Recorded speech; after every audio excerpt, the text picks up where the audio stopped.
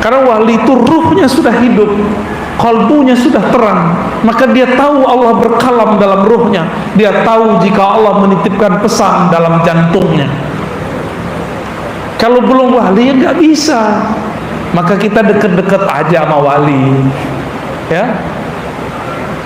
Wali itu kadang belum tentu bergelar mursyid, kadang-kadang dia nggak punya gelar, kadang-kadang dia mursyid, kadang tidak, kadang dia terkenal, kadang tidak. Suka-suka Allah lah, kan itu kekasihnya. Jangan suka-suka kita. Kalau kita kan mikirnya wali itu di tengah hutan, wali itu soleh, wali itu nggak punya nafsu. Mana ada wali begitu? Di zaman Rasulullah, prototipe begitu sudah dibatalkan oleh Rasulullah. Datang 3 orang ngomong, wahai Rasulullah Sallallahu Alaihi Wasallam, saya nggak mau nikah, nggak nafsu. Jadi kata si bapak-bapak, udah nggak nafsu sama ibu, gimana bu? Repot nggak tar? Repot tar.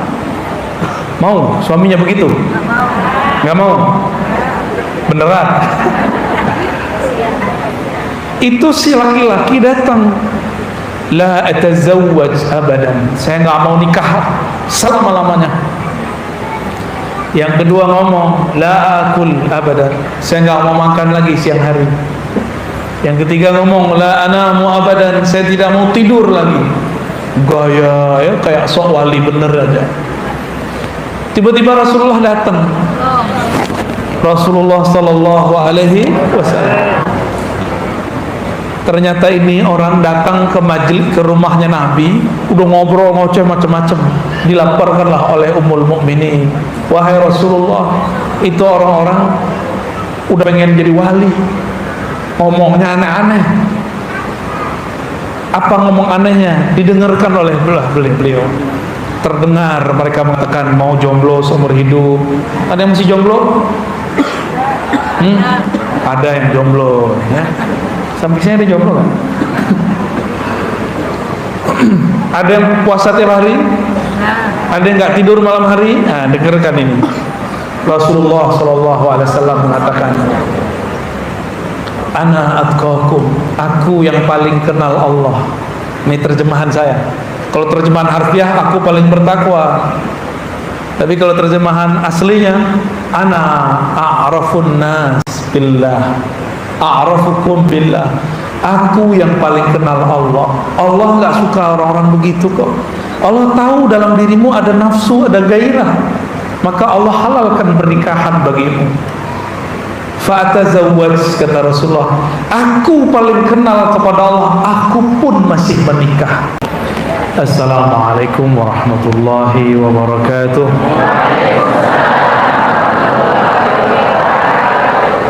Alhamdulillahilladzi dzakkarana bil mauti wa kafa bil mauti wa'izan.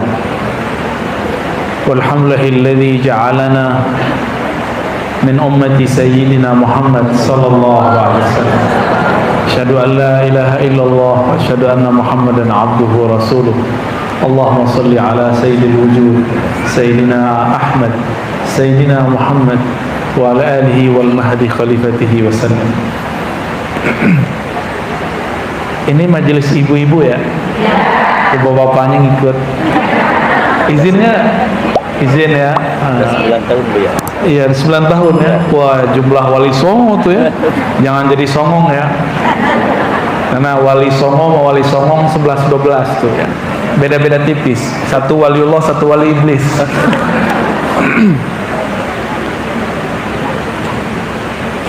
Saya juga lahir dari seorang ibu, bukan dari bapak.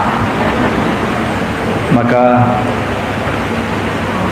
kajian untuk para ummahat, para ibu itu wajib diperhatikan, Ustaz Asep. Ini syukron nih Ustaz Asep.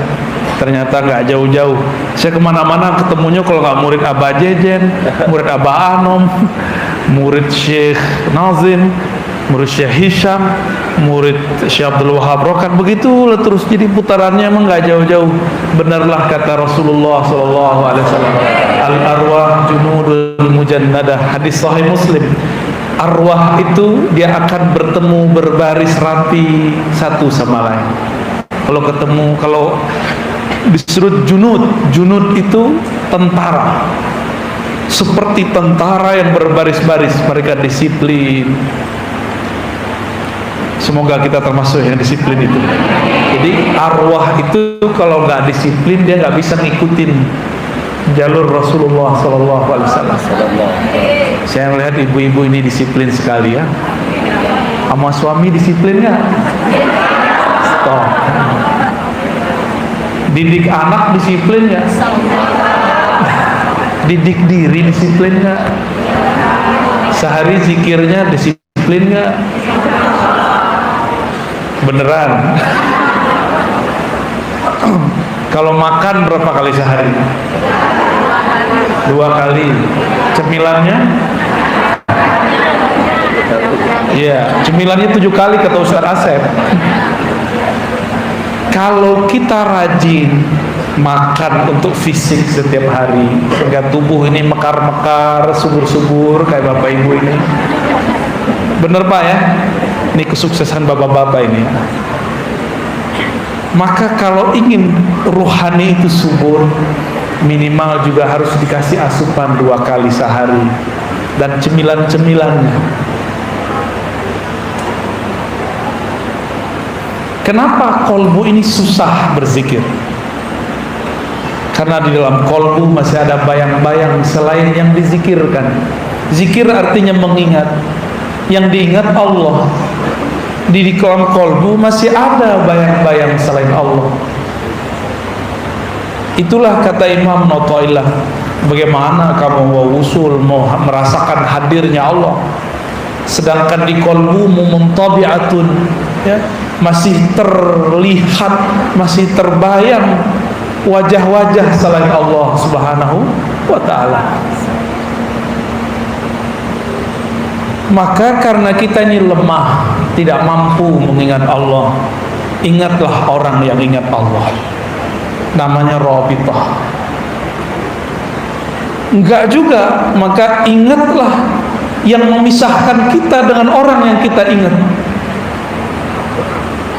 Guru beliau Ustaz Asep sudah wafat. Guru besar kita Abah Hanom juga sudah pergi. Ternyata wali pun mati secara fisik. Nabi-nabi juga mati secara Allah dan Rasul cuma wali. Karena wali itu ruhnya sudah hidup, kalbunya sudah terang, maka dia tahu Allah berkalam dalam ruhnya. Dia tahu jika Allah menitipkan pesan dalam jantungnya. Kalau belum wali ya nggak bisa. Maka kita deket-deket aja sama wali, ya. Wali itu kadang belum tentu bergelar mursyid. Kadang-kadang dia nggak punya gelar. Kadang-kadang dia mursyid, kadang tidak. Kadang dia terkenal, kadang tidak. Suka-suka Allah lah, kan itu kekasihnya. Jangan suka-suka kita. Kalau kita kan mikirnya wali itu di tengah hutan, wali itu soleh, wali itu nggak punya nafsu. Mana ada wali begitu? Di zaman Rasulullah prototipe begitu sudah dibatalkan oleh Rasulullah. Datang 3 orang ngomong, wahai Rasulullah Sallallahu Alaihi Wasallam, saya nggak mau nikah, nggak nafsu. Jadi kata si bapak-bapak, udah nggak nafsu sama ibu, gimana bu? Repot nggak tar? Repot tar. Mau suaminya begitu? Nggak mau? Beneran? Itu si laki-laki datang, la atazawwaj abadan, saya nggak mau nikah selama-lamanya. Yang kedua ngomong, la akul abadan, saya nggak mau makan lagi siang hari. Yang ketiga ngomong, la anamu abadan, saya tidak mau tidur lagi. Gaya ya, kayak sok wali bener aja. Tiba-tiba Rasulullah datang. Rasulullah Sallallahu Alaihi Wasallam. Ternyata ini orang datang ke rumahnya Nabi, udah ngobrol ngoceh macam-macam. Dilaporkanlah oleh Ummul Mukminin, wahai Rasulullah, itu orang-orang udah pengen jadi wali, ngomongnya aneh-aneh. Apa ngomong anehnya? Didengarkan oleh beliau. terdengar mereka mengatakan mau jomblo seumur hidup. Ada yang masih jomblo? Ada yang jomblo ya. Sampai sini ada jomblo kan? Ada yang puasa tiap hari? Ada yang nggak tidur malam hari? Nah, dengarkan ini. Rasulullah SAW mengatakan, Ana atqakum, aku yang paling kenal Allah. Ini terjemahan saya. Kalau terjemahan harfiah, aku paling bertakwa. Tapi kalau terjemahan aslinya, Ana a'rafun nas billah, a'rafukum billah. Aku yang paling kenal Allah. Allah nggak suka orang-orang begitu kok. Allah tahu dalam dirimu ada nafsu, ada gairah, maka Allah halalkan pernikahan bagimu. Fa'atazawwaj, kata Rasulullah, aku paling kenal kepada Allah, aku pun masih menikah. Berapa istri Rasulullah, Pak? 11. Tumben ibunya jawab. Biasanya ibu diam kalau saya tanya begitu ya. Banyak ya, tapi itu sedikit. Nabi Sulaiman 400, pelayannya, gundiknya, jariahnya 600, jadi berapa tuh? 1000. Saya nggak bisa bayangin tuh. Nggak bisa saya bayangin 4 aja belum kebayang. Belum kebayang kan, belum pengamalan, dan belum pengalaman. Jadi belum kebayang sama sekali. Apalagi Nabi Sulaiman 400 ditambah 600, ya salah. Ya. Gimana cara bagi waktunya tuh? Tapi kita nggak tahu. Nabi ini kan nurnya bisa mecah ya. Salah satu mukjizat para anbiya itu terlihat di waktu yang sama di banyak tempat. Itu rahasianya. Itu ilmu Nabi Sulaiman tuh. Ya, kalau boleh dikasih ke bapak-bapak, ntar dibuka cabang banyak-banyak.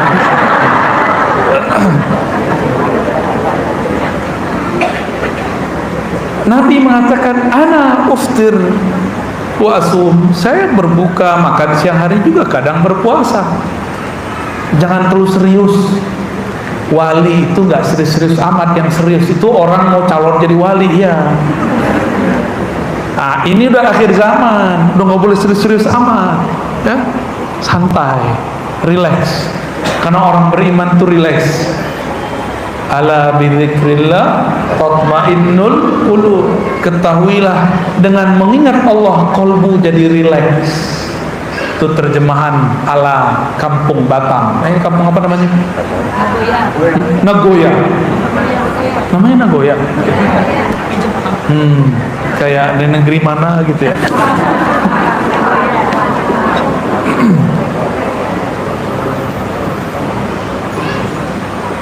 Mengingat orang-orang yang soleh membuat kita paham bahwa kekasih Allah itu bukan Allah kita, tapi Allah Allah.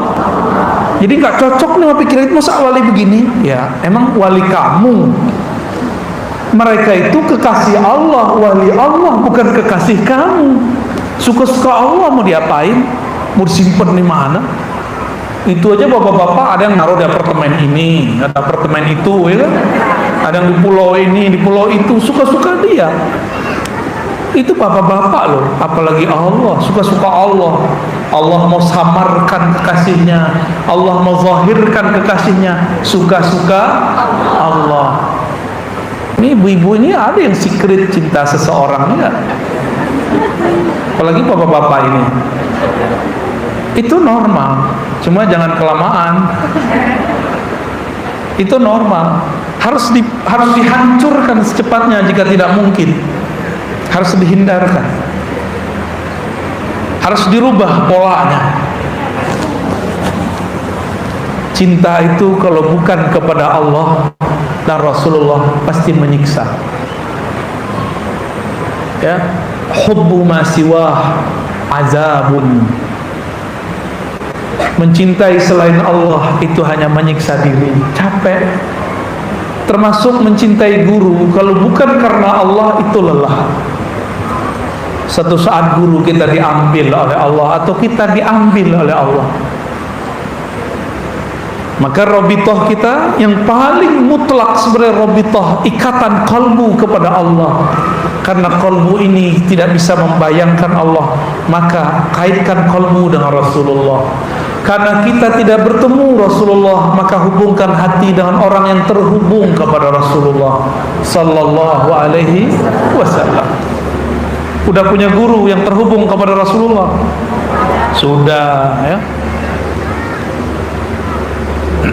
Jangan jauh-jauh dari guru yang terhubung kepada Rasul. Tapi guru bukan wali, bukan, kalau wali syukur, bukan nabi. Jadi jangan terlalu berlebihan juga menentukan harapan kepada mursyid, ya. Kalau mursyid kita wafat, kita belum kuat, cari mursyid baru. Jangan kemudian mengeluh, pusing, ya Allah guruku mati. Allah kan nggak pernah mati. Masa kisah Umar diulangi kembali? Sayyidina Umar radhiyallahu taala anhu ketika Rasulullah wafat, beliau katakan, man qala bimauti Muhammad, siapa yang mengatakan Nabi Muhammad mati, saya sembelih. Yang ngomong siapa? Umar. Karena Umar ini, beliau ini dengan alam ruh itu kayak biasa aja. Umar itu, maka disebut muhaddats, orang yang bisa berdialog dengan ruhnya. Dia tahu ruh Nabi itu kemana. Maka Sayyidina Umar mengatakan Rasulullah itu tidak mati. Cuma kan yang begitu hanya Umar. Ditegur oleh Abu Bakar, afa'in mata au qutila, apakah jika dia berpindah alam atau terbunuh, inqalabtum ala aqabikum, kamu kemudian berubah? Baru sadar Umar. Umar 2 kali mengalami ini. Satu, saat beliau pernah ingin menang melawan orang kafir Quraisy, tapi kemudian Rasulullah mengalah. Suka-suka Rasul. Umar pernah berpikir menang itu ala dia. Menang ala Umar apa dulu? Kalau kita benar wajib menang, kalahin kafir Quraisy. Tapi Nabi bilang tahun ke-6, enggak, Umar mundur. Akhirnya Umar kemudian bersuara tinggi dan mengatakan, ahakun dinuna, wahai Muhammad, kan begitu jadinya. Ini agama kita benar nggak? Rasulun anta, kamu beneran Rasul Allah nggak? Masa ngalah dari orang kafir? Ini logika siapa? Umar dulu pernah mengalami itu. Jangan kejadian kembali sama kita. Umar sudah memperbaikinya, masa kita ulangi? Bagi Umar benar pasti menang, sekarang juga. Bagi Nabi nggak begitu. Benar menang itu bisa nanti. Benar dulu ente. Itu Umar Kalut. Tahu Kalut? Ya. Itu Umar, selevel Umar loh. Apalagi kita. Jadi jangan heran ada orang kalah ngamuk-ngamuk, ya. Wajar. Umar juga begitu. Tapi Umar kan ada yang negur. Antum ada yang negur nggak? Punya mursyid nggak? Mursyidnya Umar Nabi Muhammad. Meninggal Nabi Muhammad, mursyidnya Abu Bakar As-Siddiq. Ditegur oleh Abu Bakar, Umar, sadar kamu. Sadarlah Umar. Punya mursyidnya, selevel Umar punya mursyid loh. Punya guru rohani. Kata kawan, saya sudah alim, ngaji sekian tahun di pesantren. Kata satu lagi, sekolah saya tinggi, nggak perlu guru, nggak perlu mursyid. Ya udah jalani sendiri lah, ya. Coba aja kalau bisa. Umar aja nggak bisa sendiri, masih dibimbing oleh sahabat Rasulullah Sallallahu Alaihi Wasallam.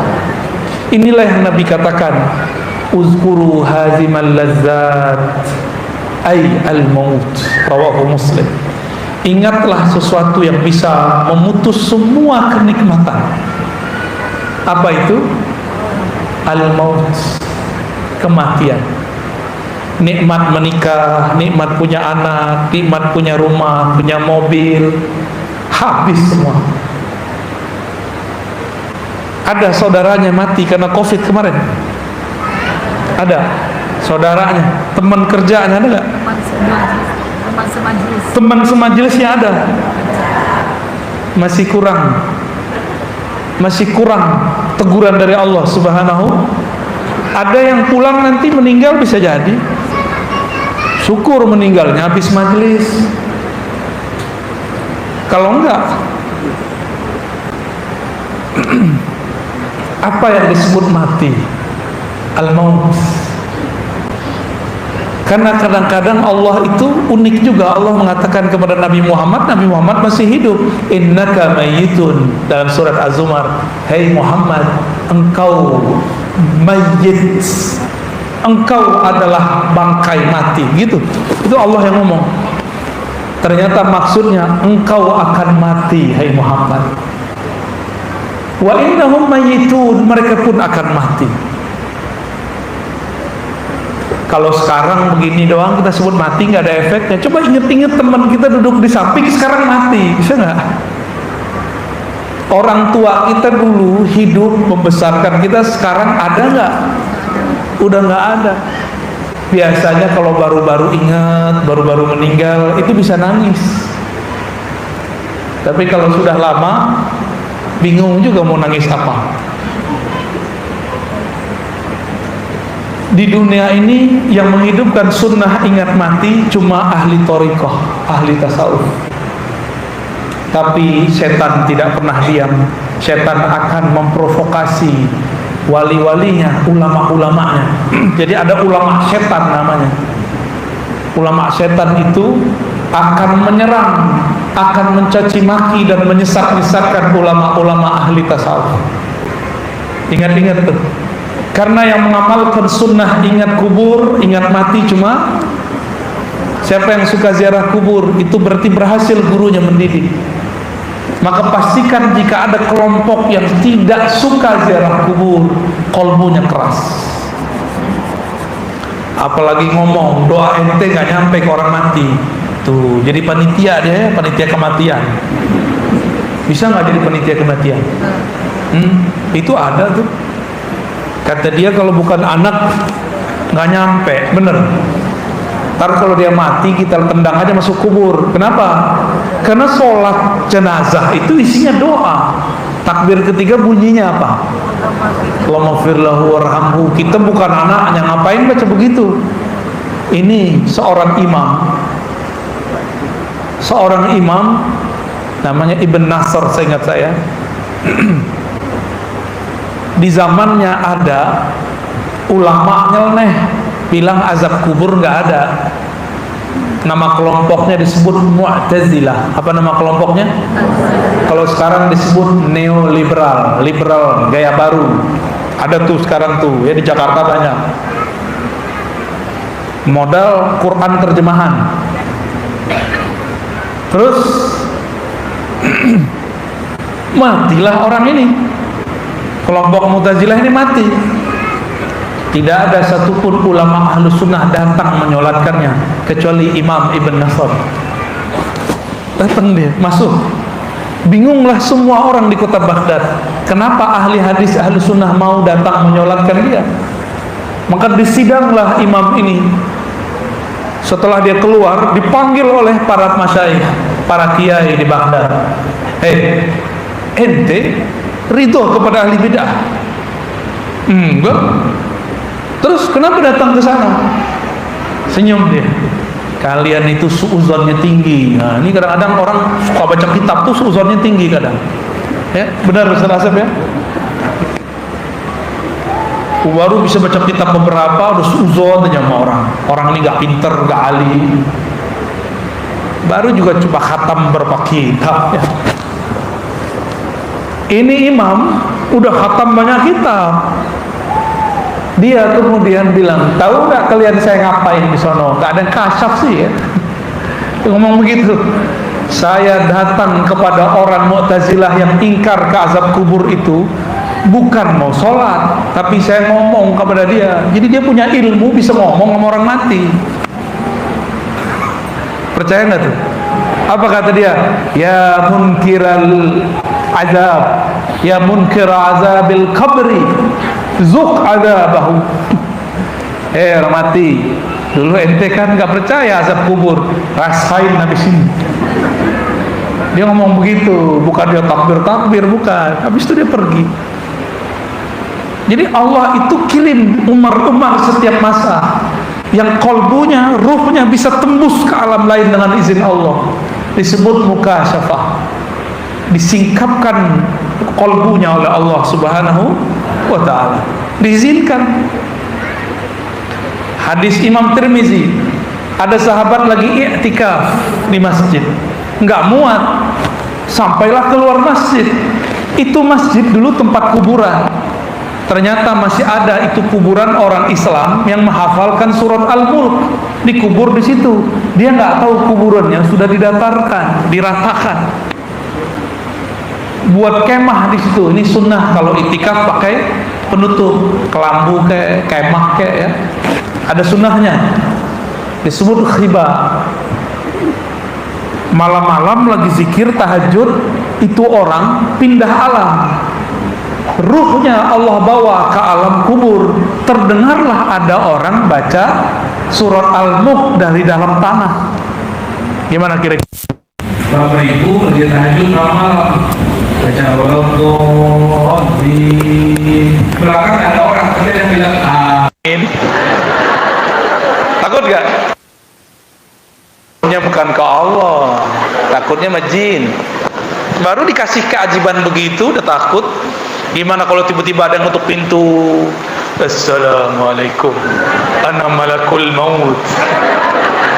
Gimana? Maka nggak usah minta kasap-kasap ya, stres.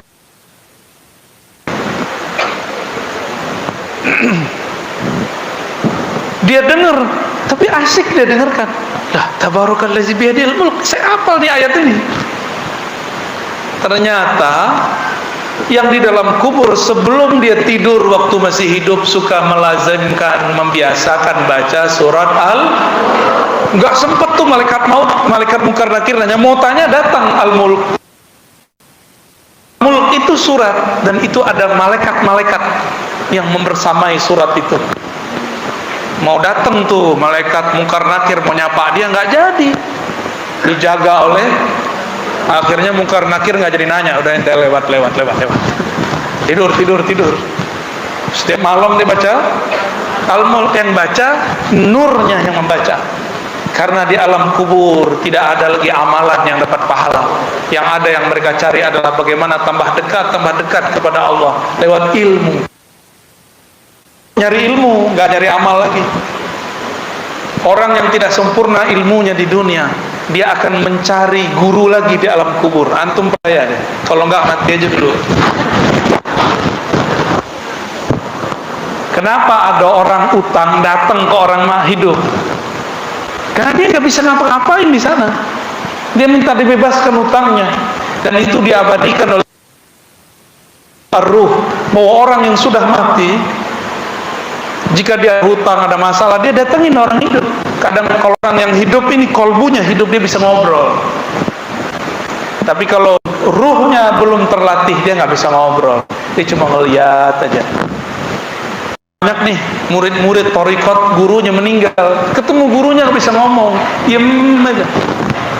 Itu karena belum terlatih. Kalau terlatih, antum bisa ngobrol sama mereka, bahkan dalam keadaan yaqzah, dengan izin Allah. Ya, dengan izin. Kalau izin guru belum tentu, izin Allah. Laporlah ia kepada Rasulullah Sallallahu Alaihi Wasallam, wahai Rasulullah, aku kabur. Jadi orang Arab, sahabat Nabi, takut juga kalau dengar begitu malam hari. Normal berarti ya. Sampai sekarang itu orang Arab Saudi itu paling takut sama sihir, karena yang bawa sihir orang Indonesia. Sihirnya dari kampung beliau nih ya, dari Batam belum ketemu sihirnya. Ilmu ruqyah rame di sono. Kurang lagi kerja ya, udah biarin aja deh ya. Itu banyak ilmunya tuh. Itu namanya masang apa? Pasak bumi, bener. Nah, zikrullah itu kalau tambah ditancap, maka bangunan istana rohaninya akan tambah tinggi. Jadi sering-sering menancapkan kalimah dalam kolbu, maka Allah akan tinggikan bangunan kolbu. Ada istananya di dalam kolbu. Itulah kalam para ulama, qalbul mu'min baitullah. Kolbu orang beriman itu istananya Allah. Bahkan dalam teks yang lain, qalbul auliya arsullah. Kalbu para aulia, para kekasihnya adalah arasnya Allah, lebih daripada istana. Aras itu mencakup langit dan bumi. Makanya mereka mau apapun Allah kasih. Kekasih, kita punya kekasih, punya anak. Anak kan dikasihi nggak? Pasangan dikasihi nggak? Ibu sayang nggak sama lakinya? Bener. Suaminya pengen kopi, belum ngomong dibuatin nggak? Bener. Ya. Bener. Berarti emang harus ngomong dulu suaminya ya? Ya. Berarti nggak ngerti bahasa kolbu, cintanya masih pakai dompet. Paham, tinggal konfirmasi. Mau buat apa bang? Gitu. Mau kopi, mau teh, tapi jangan teteh bang. Aduh, jangan terus bu. Gawat bu. Ada yang jauh dari istri bu. Saya maksudnya. Oh iya. Kalau kita sayang sama pasangan, dia terbersit apa, kita tawarkan. Benar. Begitulah Allah kepada kekasihnya. Punya Allah langsung kirim. Caranya macam-macam. Ada pakai asbab, ada pakai tajrid. Asbab itu dia berusaha dulu, terbuka aja ruang untuk berusaha. Ada enggak? Tiba-tiba ada orang menawarkan bantuan. Itu tajrid. Itu urusan Allah lah semua. Itu cara Allah menjamin kekasih-kekasihnya. Maka berjuanglah untuk Allah. In tansurullah yansurkum, pasti Allah bantu. Kita baru berjuang bantu pasangan kita, bantu anak, belum berjuang bantu Allah. Makanya kurang dijamin hidupnya oleh Allah Subhanahu wa ta'ala ya. Kalau berjuang, kalau pengorbanan makan hati nggak?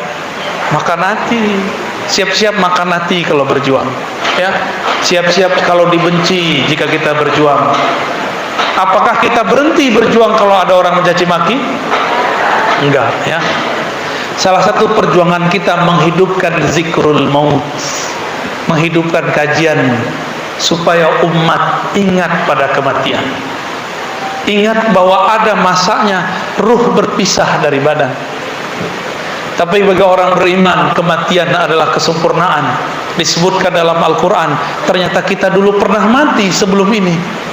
Kaifa takfuruna billah wa kuntum amwatan fa ahyaakum summa yumitukum summa yuhyikum summa ilaihi turja'un.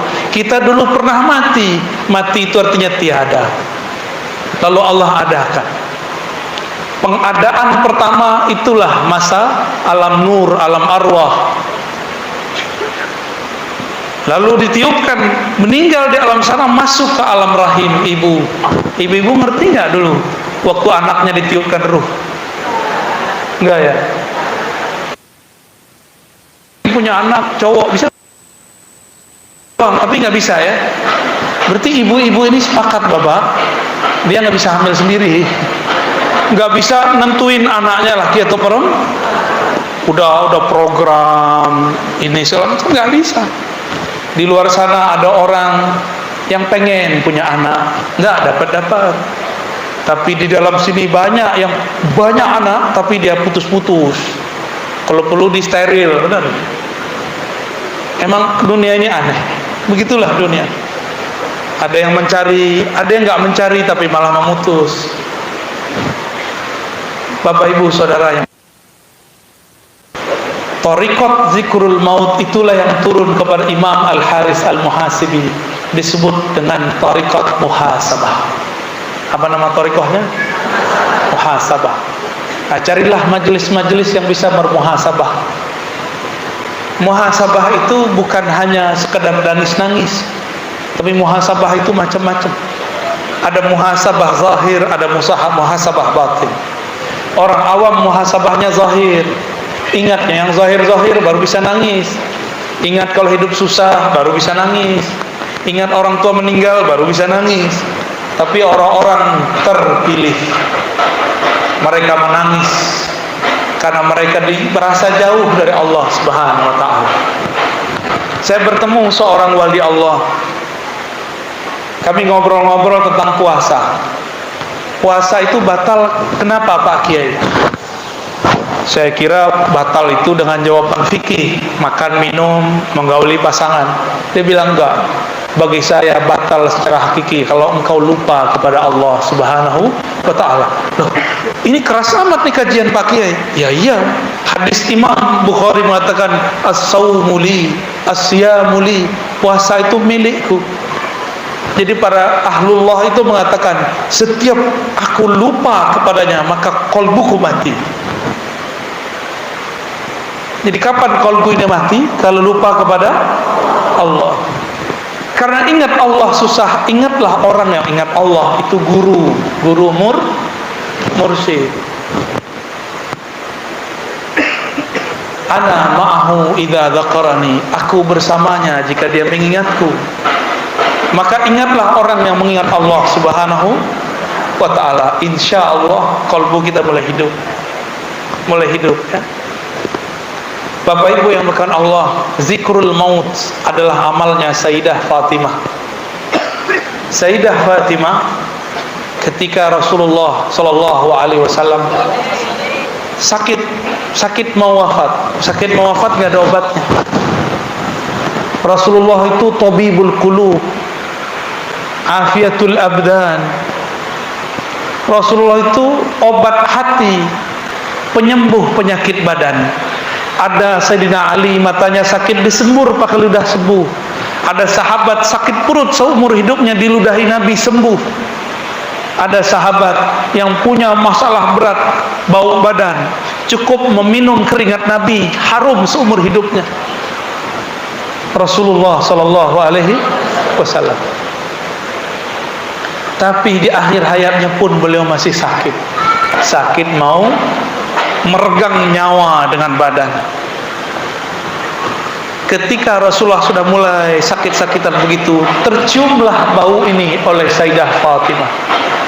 Fatimah mengerti bahwa Rasulullah akan berpulang ke hadirat Allah Subhanahu wa ta'ala. Maka Fatimah menangis.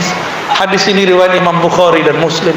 Menangis, wahai Rasulullah, wahai abati, wahai ayahanda, apakah engkau akan meninggalkan aku? Ternyata Fatimah sangat sedih ditinggalkan ayahnya. Dia nggak masalah kalau ditinggal suami, nggak masalah sama dia, tapi ditinggal Rasulullah itu masalah bagi Fatimah. Ibu-ibu mana yang duluan nih, suami apa istri ntar? Hah? Maunya kayak Fatimah ya. Apa kata Nabi? Wahai putriku, ridhokah kamu jika aku awal dipanggil, setelah itu yang pertama nyusul kamu? Kalau saya ngomong begitu, ibu-ibu kabur kali ya, berhenti aja jadi muridnya. Benar ya? Belum mau mati Ustaz, gitu ya. Fatimah masih muda, tapi Nabi kabarkan, yang pertama menyusulku adalah engkau wahai Fatimah. Tenang Fatimah, nanti engkau akan membersamaiku di alam sana. Fatimah yang tadinya nangis, dia langsung senyum. Tuh beda kan mama ibu-ibu. Ibu-ibu saya kabarin mati, ntar pasti pada mukanya galau tuh ya. Ini beda Fatimah dengan Fatimah zaman now ya. Kenapa Fatimah berbahagia dikabarkan mati? Karena dia dikabarkan akan menyusul Rasulullah sallallahu alaihi wasallam. Adakah di dunia ini kekasih melebihi kekasih Rasulullah sallallahu alaihi wasallam? Gak ada. Fatimah itu kalau nggak disuruh nikah sama Sayyidina Ali, dia nggak mau nikah dia. Rasulullah yang menjodohkannya dengan Sayyidina Ali, baru dia menikah. Bagi Fatimah cukup mengabdi kepada ayahandanya Sayyidina Nabi sallallahu alaihi wasallam. Maka ketika baginda Nabi ditanam di dalam kubur, sahabat kemudian menginjak-injak tanah. Fatimah menangis bergetar mengatakan, ya abtah, betapa mereka tidak kenal engkau. Kuburmu diinjak-injak mereka. Jadi Fatimah pun ngomong, kalau mereka tahu nggak berani pakai kaki, pasti pakai tangan pelan-pelan. Itu Fatimah ngomong, ya Abta, wahai ayahanda, tahu siapa engkau. Mereka tidak akan berani menginjak-injak kuburmu. Tapi kita supaya kubur keras, kita injak-injak. Kalau versi Fatimah tidak, pakai tangan pelan-pelan walaupun lama. Inilah beda pecinta dengan sahabat yang cuma kenal. Tapi itulah makom mereka. Beda dua makom, makom arifin yang kenal Allah dengan cuma muttaqin yang bertakwa kepada Allah. Fatimah dikabarkan, engkau akan menyusulku. Maka dia menunggu-nunggu saat kematian. Ternyata mati itu sama dengan berangkat pulang kampung. Kita mau pulang kampung sebelum hari raya, ditunggu-tunggu nggak waktu itu? Dirindu nggak itu? Dicari-cari nggak tiketnya? Mahal pun dibeli. Mau nggak beli tiket kematian? Mau. Harus mau, kalau nggak sempurna. Ruh ini sempurna kalau dia mati. Tapi sebelum dia berpisah dengan badan, dia harus punya petanya dulu. Dia mau kemana habis ini?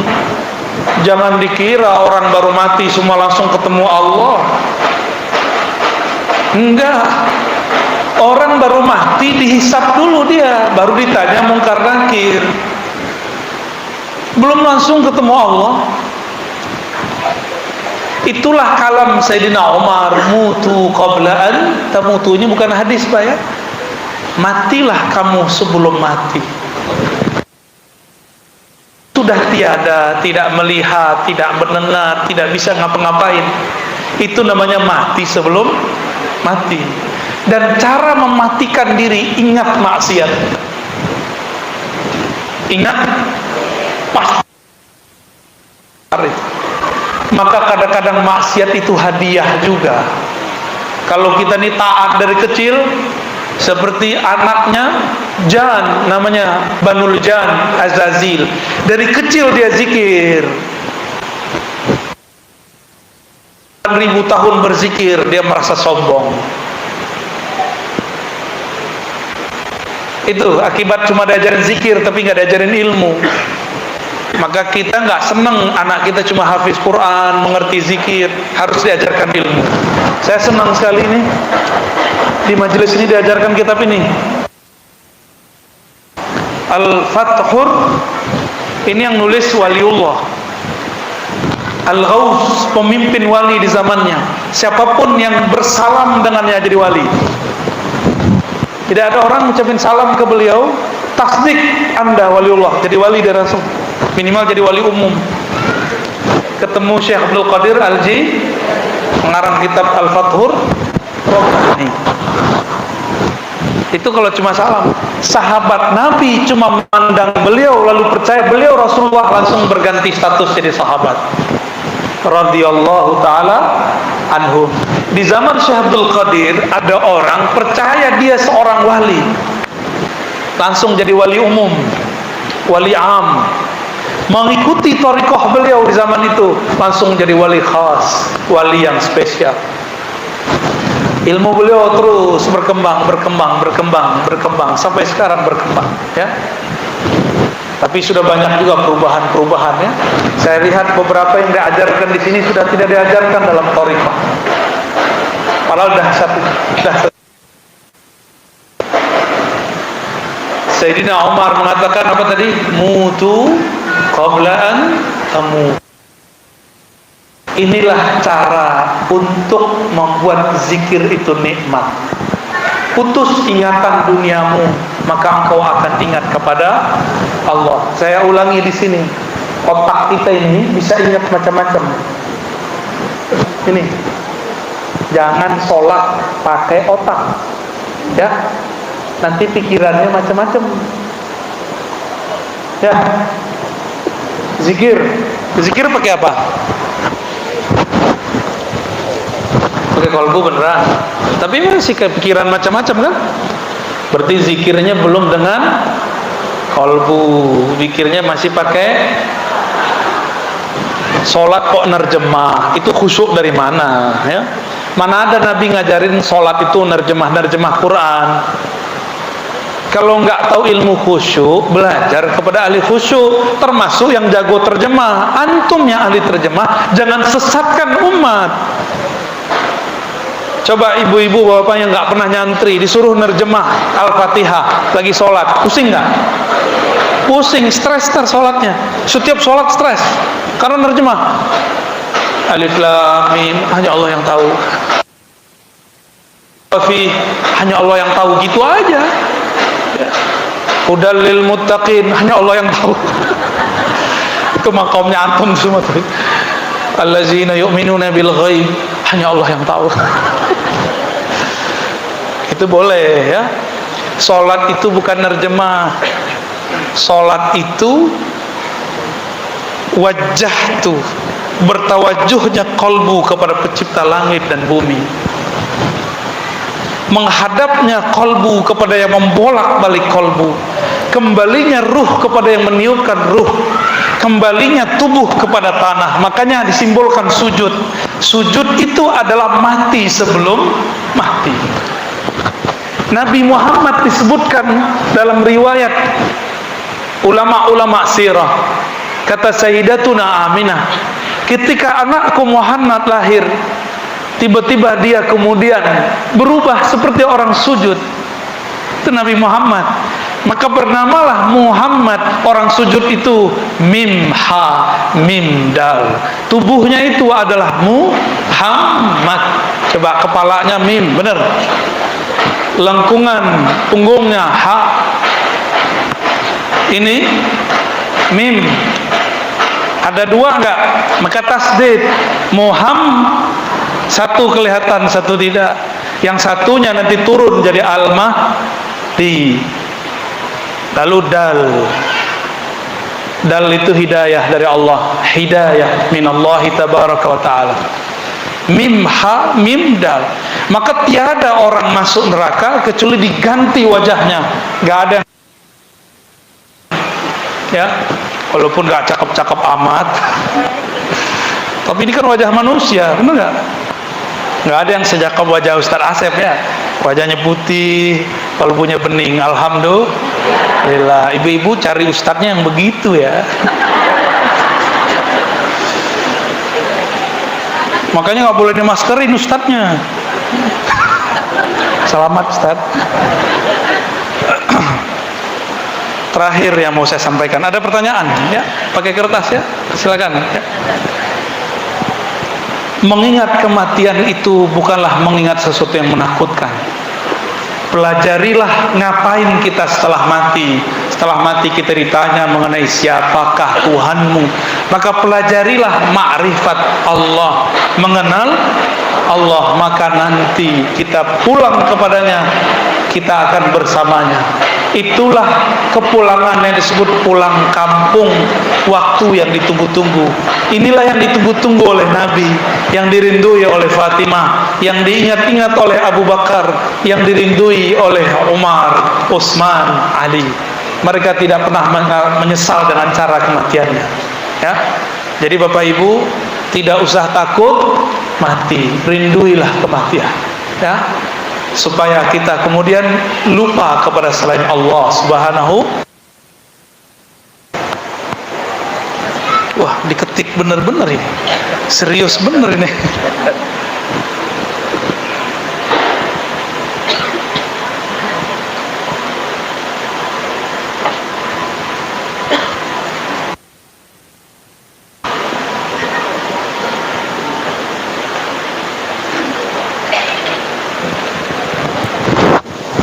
Ya, ini secret ya, sesuai dengan yang ditulis.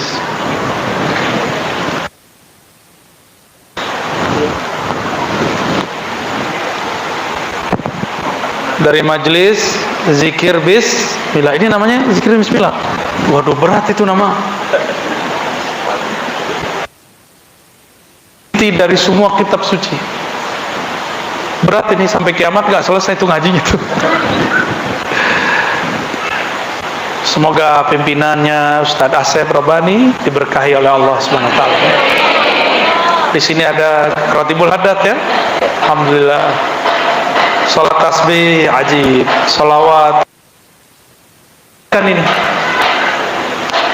Zikir itu Rotibul Haddad, Rotibul Atas, hizib itu zikir dijemput oleh wali langsung ketemu Rasulullah secara rohani. Karena seorang mursyid nggak boleh buat zikir kecuali dapat izin dari Rasulullah. Karena Rasulullah masih hidup secara rohani, maka zikir-zikirnya masih bisa diperbaharui. Apalagi di zaman sekarang, bapak ibu ini kan sok sibuk, bener nggak? Tahu tuh sibuknya main handphone. Harus ada pola-pola zikir yang bisa mengcover kekurangan kita main handphone. Tenang aja, nanti di akhir zaman, ini akhir zaman, sudah ada ringkasan-ringkasan zikir. Ada zikir panjang, ini meringkasnya. Insya Allah. Wah, ini pusing. Antum bacain ini. Bacain itu Ustadz Asep. Pakai mic aja. Ya, fadhal. Bismillahirrahmanirrahim. Laki-laki non muslim masih Islam untuk menghindari keluarga muslimah, tapi selama menjadi mualaf dan menjalani pernikahan tidak pernah agama Islam. Beberapa tahun ke depan si laki-laki kembali ke agamanya semula alias murtad, dan istri meminta untuk di-PHK, diceraikan maksudnya. Tapi suami tidak mau menceraikan, malah berkata bagaimana dengan agama Islam yang membiarkan orang bercerai dan membuat istri serta anak terluka-luka tidak ada yang menafkahi. Bagaimana sikap terbaik dari istri untuk menyikapi hal ini, ya? Maka sebelum nikah jangan pakai nafsu dulu, belajar dulu fikih nikah sama fikih talak ya. Ada namanya fasakh. Apa arti fasakh? Pernikahan batal otomatis, nggak perlu talak, nggak perlu gugat cerai. Dengan cara pasangan murtad. Batal perceraiannya udah nggak sah, nggak boleh lagi berhubungan badan. Ya, cerai langsung abadi, nggak ada lagi. Jadi Islam masalah nafkah, emang Allah tidur ya? Allah nggak tidur kok nafkahi perempuan itu ya. Bapak-bapak ini banyak yang mau nafkahi. Ada yang nggak ikut-ikutan ya. Oke, jadi itu mohon maaf, harus dipisah segera. Jangan mengundang lagi ya. Tuh statusnya sudah hubungan di luar pernikahan itu. Cepat-cepat selesai. Udah keluar dari rumahnya, kalau perlu kembali kalau orang tua. Allah Maha hidup. Allah Maha memberi rezeki. Cari rezeki nggak apa-apa. Kerja aja lagi nggak apa-apa. Ya, siapa tahu bertemu jodoh yang lebih baik. Ya, disebutkan dalam Al-Qur'an, wala amatun mu'minatun, yang beriman khairun min musyrikatin walau ajabatkum, lebih baik daripada perempuan cantik tapi musyrik. Sama sebaliknya, cowok hitam legam juelek tahu tapi percaya kepada Allah, itu cuma tubuhnya yang jelek, cuma tubuhnya yang hitam, cuma tubuhnya yang jelek, tapi batinnya indah di sisi Allah Subhanahu wa ta'ala.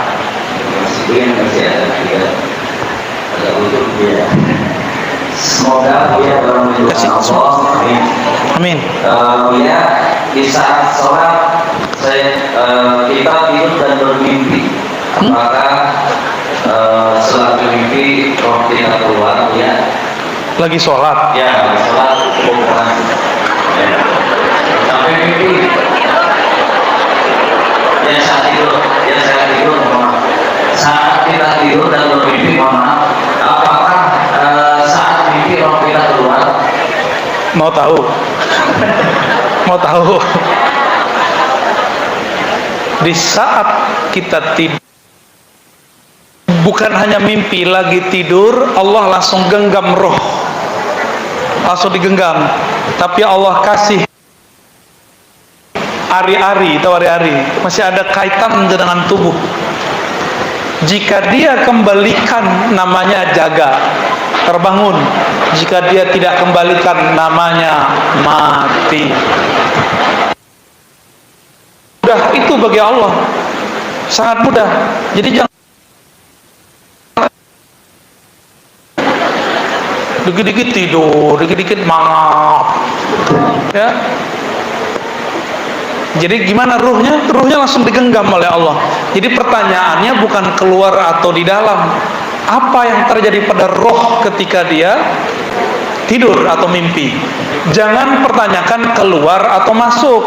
Yang ditanyakan apa yang itu dalilnya surat Az-Zumar. Berapa tuh? 43 apa 42 tuh? Allahu yatawaffal anfusa hina mautiha. Ya. Gitu ya ayatnya.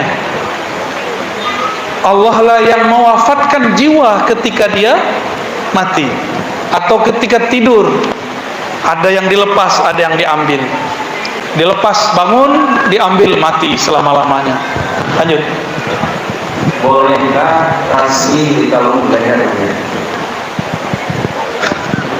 Pertanyaannya polos amat. Boleh nggak begini? Boleh nggak begini? Boleh. Boleh nggak? Sekarang saya ganti pakai tasbih, boleh nggak? Kata orang pakai tasbih itu mirip Yahudi. Kata orang sebelah, dia nggak kenal Yahudi, sok-sok bilang Yahudi. Nggak ada Yahudi pakai kalung-kalung begitu. Yang ada Kristen, yang ada Saulin, kata dia, sok tahu ya. Jadi si Ustadz ini ngayal. Yang kalau kita nih adu-adu hak paten sama orang-orang, kita dituntut sama Saulin gitu. Ya salah, sama Buddha, sama Kristen, ya salah. Sotoy ente ya. Tasbih itu alat yang sudah dipakai oleh istri-istri Nabi, tapi tidak pakai tali, dipakai oleh sahabat Nabi. Abu Darda pakai, Abu Hurairah. Cuma tasbihnya Abu Hurairah bukan 33, bukan berapa tuh, 100, enggak. Tasbihnya beliau panjangnya 2000. Baru bisa tidur kalau sudah khatam putar balik 6 kali. Kalau begitu Abu Hurairah paling mirip sama Yahudi dong. Nanti orang-orang Saulin akan nuntut tuh ya, nuntut Abu Hurairah. Sebelah sama kelompok ya kemarin membicarakan Abu Hurairah ya. Ya. Ketika khotib naik mimbar, masih bolehkah sholat sunat tahiyatul masjid? Satu ya. Dalam sufi, bagaimana penilaian tentang mendengar, bermain dan berjoget? Mungkin ada yang menggunakan itu dan ya. Kemudian banyak amat. Udah dulu. Stop dulu ya. Yang pertama tadi apa? Yang pertama, ketika khotib naik mimbar, dia masih bolehkah kita sholat sunat? Khutbah kedua makruh. Kalau khutbah pertama masih dibolehkan. Satu kali ada seseorang masuk masjid, Nabi lagi khutbah. Nabi tanya, "Shalaita rakaatain?" Kamu sudah sholat 2 rakaat? Dia bilang belum. "Shalli rakaatain khafifatain." Sholat yang ringan, jangan panjang-panjang pakai Al-Qari'ah. Apalagi pakai surat As-Sajdah, jangan. Yang kedua tadi? Yang kedua, dalam sufi bagaimana penilaian tentang mungkin goyang dan lain sebagainya. Bermain dan berjoget. Tasawuf itu nggak ada urusannya dengan hukum Islam. Hukum Islam itu urusan ahli fikih. Ya, sufi itu tidak ada yang mendekatkan diri dengan joget. Ente salah paham karena belajar tasawuf lewat YouTube. Nih, ada yang suka musik kan? Ada yang jago musik? Kalau kita lagi mendengarkan musik yang kita suka atau suara yang kita suka, tiba-tiba kita ngapain? Gerak. Berarti gerak itu manusiawi atau hewani? Coba dengerin musik dekat hewan, goyang-goyang nggak? Karena ente manusia bisa bergerak. Belum boleh, Bu, tunggu dulu. Tunggu dulu. Kalau kolbunya kuat, dia tidak akan bergoyang ketika dengerin musik. Tapi kalau kolbunya menerima musik itu dan dia dalam keadaan kurang sempurna, dia akan ikut bergoyang sesuai dengan musik. Makanya kita dengerin musik apa, dengerin nasyid apa, itu langsung baca Qurannya begini-gini nggak? Coba lihat kori-kori itu badannya yang gerak-gerak kalau ya. Bener? Seperti itu. Ibu-ibu, kenapa kalau orang baca Qurannya indah, tiba-tiba baca Allah gitu ya? Sama kayak Allah. Kenapa? Karena kalau kita mendengarkan sesuatu yang indah, melihat sesuatu yang indah, butuh ekspresi. Ya. Gerak itulah yang membuat yang disebut tari. Muncullah dulu namanya seni sufi, bukan zikir sufi. Saman. Tari saman. Ada namanya whirling darwish. Itu nggak dibuat-buat. Itu dimulai dari zikrullah. Mereka mendengarkan syair-syair kerinduan kepada Allah, kepada Rasul. Maka kemudian Jalaluddin Ar-Rumi kemudian berputar. Jadi bukan joget-joget begitu. Tolong diingat, sufi-sufi tidak mendekatkan diri kepada Allah dengan joget. Itu cuma seninya. Ya, boleh nggak tari saman, Bu? Tari saman boleh. Kalau kita lagi nonton bola hore gitu, boleh nggak? Itu orang yang mengharamkan joget-joget, dia joget lagi. Ya, dia main futsal, padahal Nabi kan nggak pernah main futsal. Gol, gitu ngomongnya. Terus ada yang kepalanya digoyang-goyang. Ini sama aja. Emang diri kita ini faktanya suka bergerak, ya, suka izinkan dirinya dan istrinya menonton pertunjukan tari tombak ala Habasyah di masjid. Kalau nggak percaya baca Sahih Muslim, katanya ikut sunnah Nabi, ya.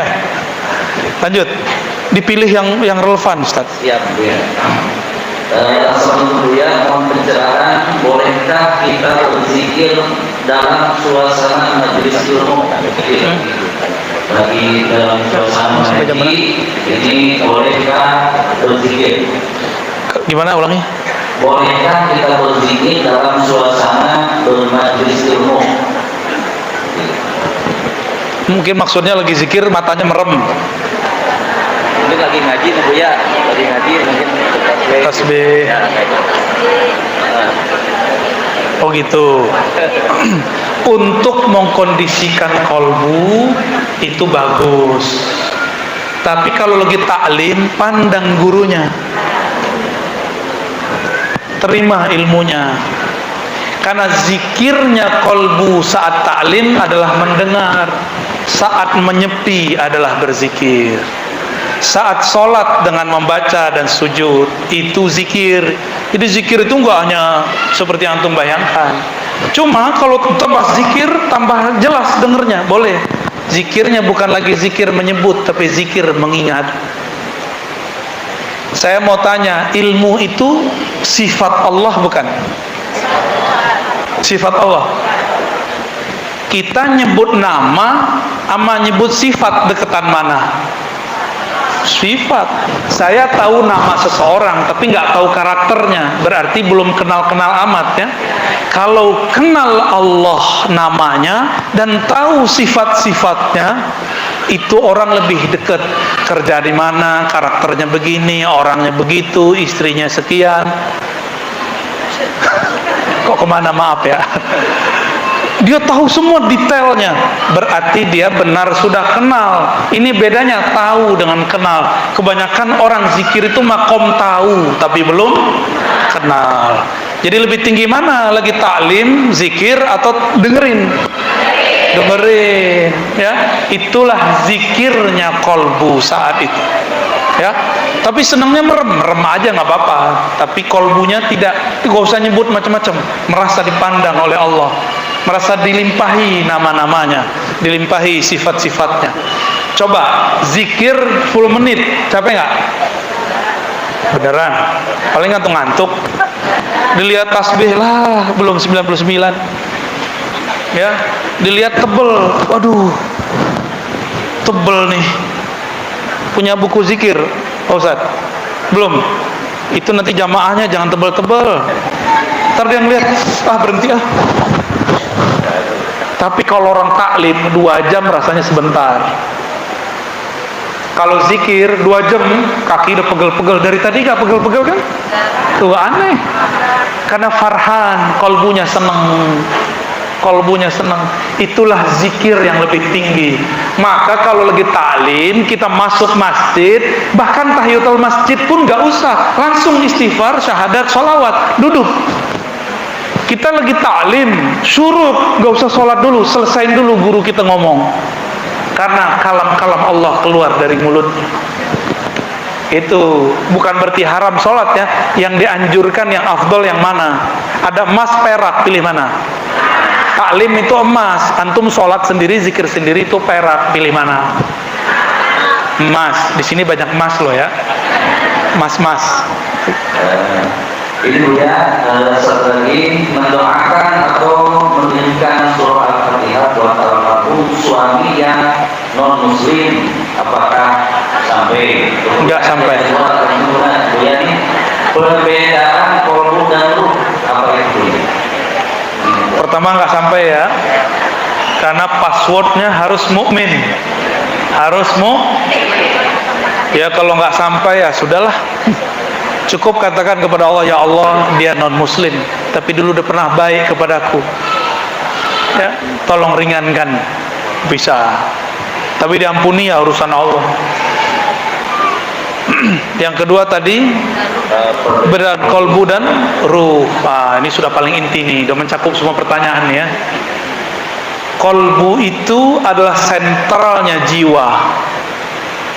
Jiwa kita ini sentralnya bukan di otak, tapi di kolbu. Kolbu itu tempat Allah menatap. Kolbu antum ditatap Allah, tapi Allah kecewa di kolbu kita, bukan namanya. Allah kemudian males lihat kolbu kita. Kenapa? Di kolbunya masih nama fulan, fulanah, masih fulus. Jika itu yang ada di kolbu, maka omongannya pasti itu. Bapak Ibu, jika air ini isinya bening, mineral, keluarnya apa? Tapi di dalamnya kopi, keluarnya susu nggak? Kalau di dalamnya hitam, keluarnya apa? Hitam. Di dalamnya putih, keluarnya? Maka kolbu yang berisikan nama Allah, yang keluar nama Allah. Mau pandemi nggak ngaruh, Allahnya nggak ganti, pandemi gantilah ya. PHK nggak PHK sama, hidup mati sama, guru ada guru mati sama bagi dia. Yang maha hidup cuma Allah subhanahu wa ta'ala. Itu kolbu, tempat Allah menatap. Kolbu ini jika dipandang terus, maka ada alam lain di dalamnya yang lebih luas, namanya fuad. Disitulah Allah menitipkan pesan-pesan. Fuad inilah yang bertanggung jawab terhadap kolbu, maka fuad akan dihisap, kolbu tidak. Kepikiran macam-macam Allah nggak hisap, tapi apa keputusan yang kita pilih di dalam diri, itu namanya fuad. Keputusan kita terhadap pilihan diri, itu namanya fuad yang mengutuskan. Maka kolbu ini punya kolbu namanya fuad. Fuad ini punya kolbu lagi namanya lub. Lub itu arti bahasa Arabnya inti. Disebut tadi ayat yang dibaca Ustadz Hasan. Betul nama itu Hasan ya. Ulaika apa gimana? Inna fi zalika laayatil liulil albab. Sesungguhnya hal itu tanda-tanda yang dapat ditangkap, dipahami oleh orang-orang yang punya lul albab, jamaknya lub. Lub itu otak, intinya otak itu disebut dengan lub. Tulang, sumsumnya tulang disebut dengan lub. Pohon pisang itu sebenarnya bukan pohon, cuma pelepah-pelepah aja. Jantungnya itu disebut dengan lub. Yang paling inti di dalamnya itu disebut apa? Lub.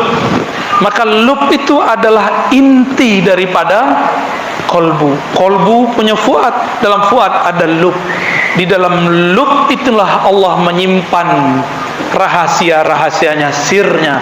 Disitulah Allah berkalam-kalam mengilhami hambanya. Siapa yang tahu jalan ke arah sana, maka dia akan faham Allah berbicara kepadanya kapan saja. Lewat pandemi, lewat macet, lewat hidup, lewat mati. Allah berkalam-kalam lewat kolbu, dan itu detik per detik Allah menitipkan pesannya. Annahu la ilaha illahu, bahwasan tiada yang berhak disembah kecuali Dia. Itu yang Allah kalamkan terus di dalam ruh. Ya. Makanya zikir paling tinggi adalah zikir la ilaha illallah, karena bisa membawa dari otak ini tembus ke dalam ruh, dan itu puncak dari semua pencapaian hamba. Semoga kita sampai ke sana.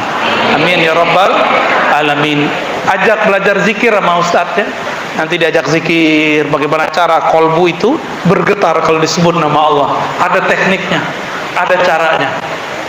Semoga kita dipandang oleh Allah, di kolbu kita ada namanya. Jika tiada namanya, semoga ada ilmunya. Ya Rabb, di kolbu kami minim sekali nama Engkau. Ya Rabb, kami sedikit sekali menyebut-nyebut nama Engkau. Namun dengan berkah namamu mulia, Asmaul Husna, maka hiaslah kolbu kami dengan semua namamu ya Rabb. Allahumma mla' qulubana bi asma'ika wa sifatika. Hiasi kolbu kami dengan keindahan sifatmu, dengan cahaya-cahaya namamu ya Rabb. Bihaqqi la ilaha illallah fa'arifna tariq ilaik. Ya Allah, dengan keberkahan kalimah la ilaha illallah, tunjukkan kami jalan kepada Engkau. Ya Allah, bihaqqi nabiyina Muhammad, maka jadikan kami wafat dalam kalimah la ilaha illallah, hidup dalam kalimah la ilaha illallah, bangkit dalam kubur, dibangunkan mungkar nakir dengan la ilaha illallah, dibangkitkan di padang mahsyar dengan la ilaha illallah, ditimbang di mizan Engkau, dihisab dengan hisab Engkau dengan la ilaha illallah, diperjalankan di atas siratnya dengan la ilaha illallah, dan izinkan kami masuk surga dengan la ilaha illallah Muhammadur Rasulullah sallallahu alaihi wasallam. Rabbana atina fid dunya hasanah wa fil akhirati hasanah wa qina adzaban nar. Wa sallallahu ala sayidina Muhammad walhamdulillahi rabbil alamin. Mohon maaf, tidak usah salam-salaman ya. Cukup dengan hati. Innallaha ma'ana. Assalamualaikum warahmatullahi wabarakatuh.